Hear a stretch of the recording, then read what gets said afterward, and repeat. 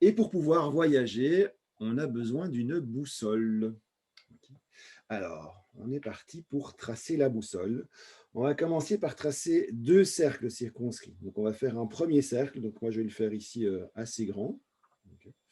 Donc, on y va. Alors, calmement. Donc, rappelez-vous, quand on est dans les pictos, on ne cherche pas à ce que ce soit spécialement droit, mais on part sur la dynamique, en tout cas, d'un cercle. Donc, j'en trace un premier. Allez-y calmement. Une fois que j'ai tracé mon premier cercle, je vais pouvoir faire un deuxième cercle que je vais mettre à l'intérieur et que je vais espacer d'un maximum, quelques millimètres, un demi-centimètre grand maximum. Et je refais un cercle dans la même dynamique que le premier. Un deuxième cercle inscrit dans mon premier cercle. Et rappelez-vous, quand on trace en sketchnoting, quand on est dans une dynamique de picto, l'imparfait est juste parfait. Donc, je ne cherche pas à ce que je ne vais pas tracer mon picto au compas. Je vais vraiment éviter ça. Je vais rester dans une dynamique de traçage à la main qui va apporter du mouvement et de la dynamique sur le picto. C'est vraiment ça qu'on va rechercher. Une fois que j'ai fait les 2 premiers cercles, je vais venir ici au centre de mon cercle. Je vais venir mettre le centre du cercle avec un tout petit cercle au milieu qui va définir l'emplacement des aiguilles de la boussole. Ici maintenant, on va imaginer qu'on va tracer des triangles, un triangle au-dessus et un triangle en dessous pour venir marquer la boussole. Et donc la base sera commune aux 2 triangles. Donc je vais tracer la base de mes 2 triangles qui traversent le cercle central, qui passent par derrière, vu qu'ils sont accrochés. Et une fois que j'ai réalisé ceci, je vais pouvoir mettre un premier triangle par-dessus et un deuxième triangle par-dessous. Vous avez donc là maintenant l'aiguille de votre boussole. Ensuite, la boussole elle est là pour nous indiquer les 4 points cardinaux. Et donc, on va au niveau des 4 points cardinaux du nord, du sud, de l'est et de l'ouest. On va venir placer à chaque fois un triangle. Un triangle pour le nord, et je vais pouvoir indiquer le nord. Un triangle pour le sud, et je viens indiquer le sud. Un triangle pour l'est qui se trouve à droite ou à 3 heures, et l'est sur la boussole, mais comme c'est en anglais, c'est représenté par un O. On pourrait mettre un E. Et puis l'ouest qui se trouve, lui, du côté gauche à 9 heures, qui lui est représenté habituellement par un W en anglais.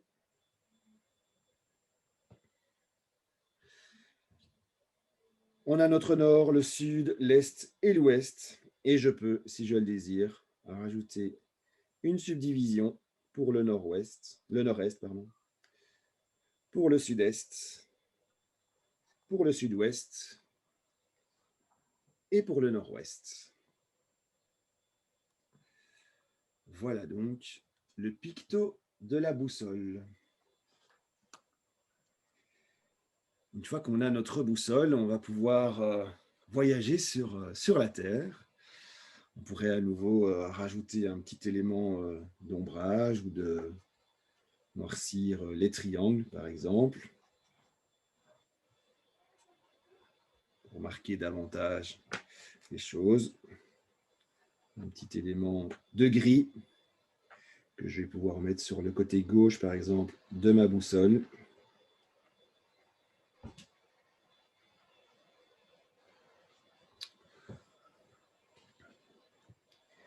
Donc, voilà.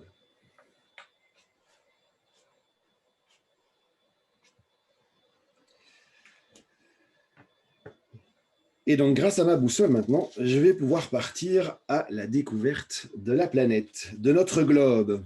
Et donc, on est parti pour tracer un globe, toujours dans une dynamique circulaire. Donc, on va repartir avec un grand cercle qui va être notre globe terrestre.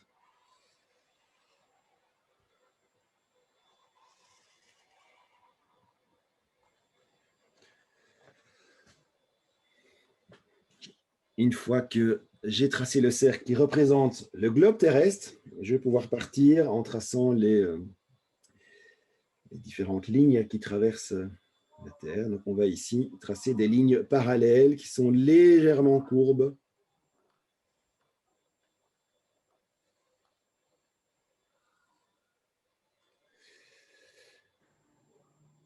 Et je vais par la suite traverser mon globe dans l'autre sens, avec une première que je vais faire courbe dans un sens. La deuxième, je vais la démarrer également en haut et je vais la tourner dans l'autre sens. Et puis j'aurai une troisième qui va venir traverser relativement droit le globe. Ce globe, je vais l'accrocher. Donc pour ça, je vais ici imaginer que j'ai un axe qui traverse la Terre, qui revient de l'autre côté.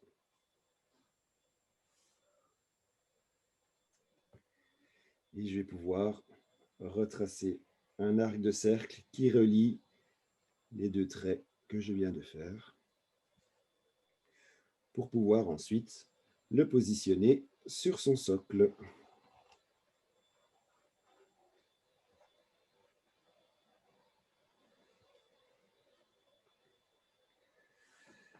Je peux, si je le désire, ajouter quelques éléments d'ombrage.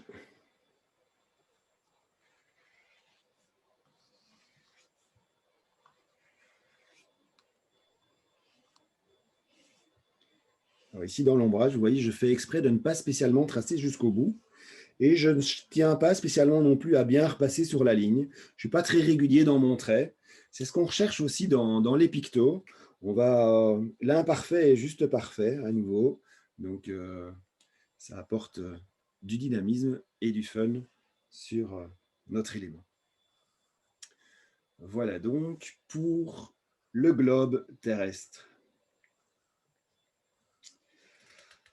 On va zoomer un peu sur le globe pour arriver sur la carte, avoir une carte sur laquelle on peut voyager. Et pour réaliser une carte, on va partir dans une dynamique de parallélogrammes qui vont s'accrocher les uns aux autres. Donc, je vais tracer pour cela deux traits parallèles qui sont légèrement décalés. Donc, les deux traits ont la même longueur et je les décale pour pouvoir ensuite les relier et former une première partie de la carte.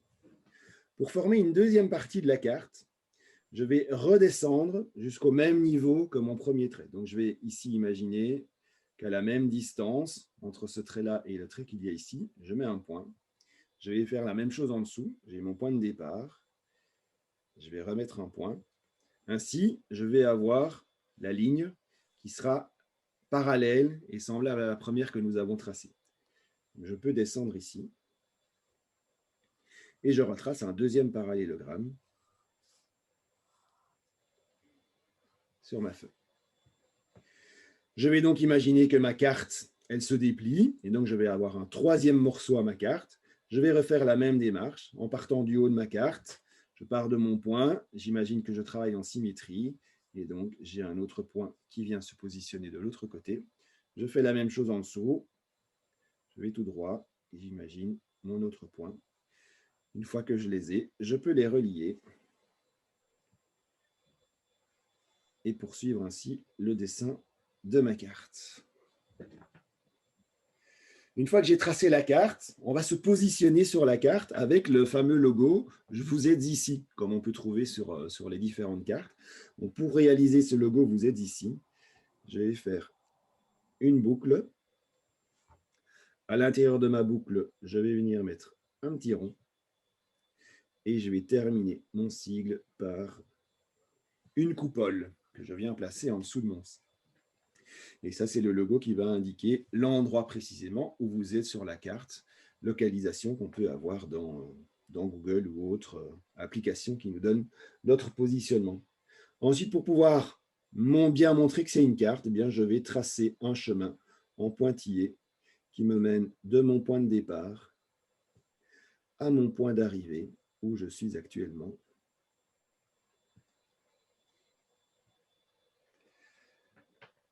je peux y apporter un petit élément de couleur. Celui-ci, il est souvent en rouge. Donc le je suis ici est en rouge. Je peux à nouveau ombrer, par exemple, le dessous de ma carte.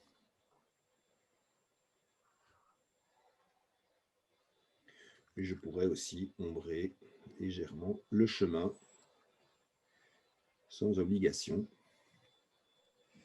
Et vous avez là une carte. Après, on peut rajouter des petits éléments décoratifs si on le désire. Voilà pour la carte.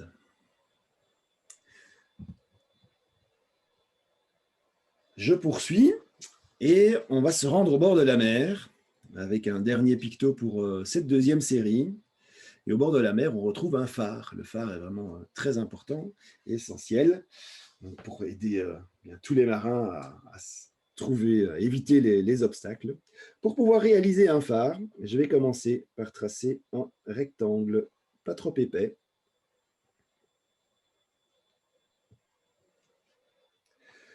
Au-dessus de mon rectangle, je vais venir tracer un arc de cercle, un demi-cercle. Donc, je ne vais pas démarrer sur le coin du rectangle. Je vais me décaler un petit peu et je vais imaginer que mon arc de cercle fait le tour et qu'il vient se positionner de l'autre côté du rectangle en laissant le même espace avant la fin.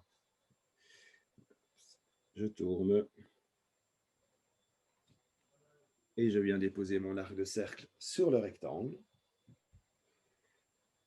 Après avoir réalisé mon arc de cercle, je vais repartir à la même hauteur que l'arc de cercle que j'ai débuté et à la même hauteur, au même emplacement qu'à la fin de mon arc de cercle.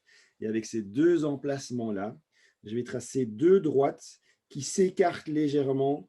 Celle de gauche, elle s'écarte vers la gauche et celle de droite, elle va s'écarter vers la droite. Donc, je ne les trace pas parallèles, je les trace de manière à ce qu'elles s'ouvrent vers l'extérieur.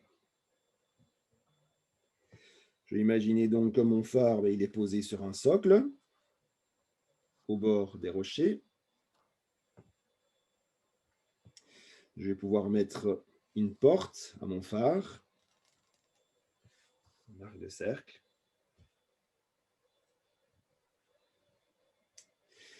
Et le phare, bien souvent, il est rythmé par des lignes horizontales.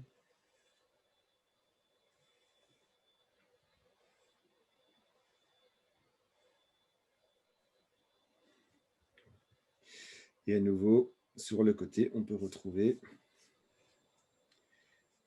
la mer autour du phare.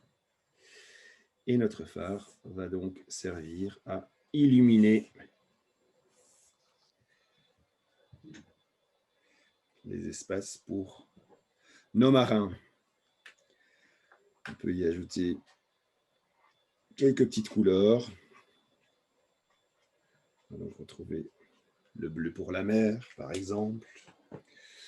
On pourrait ajouter un peu de couleur lumineuse pour montrer le phare, la lampe qui est allumée.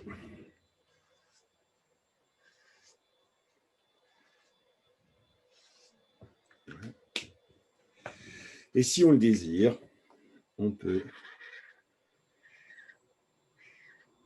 colorier une case sur deux.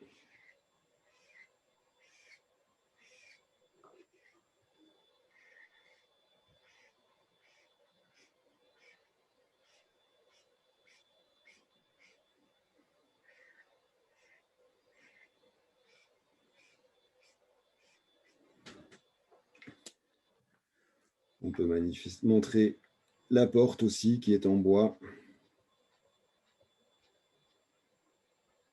avec des lignes en oblique, par exemple.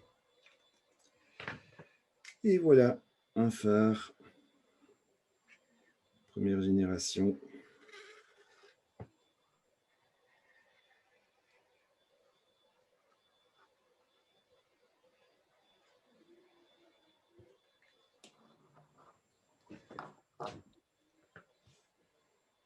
Voilà pour le phare.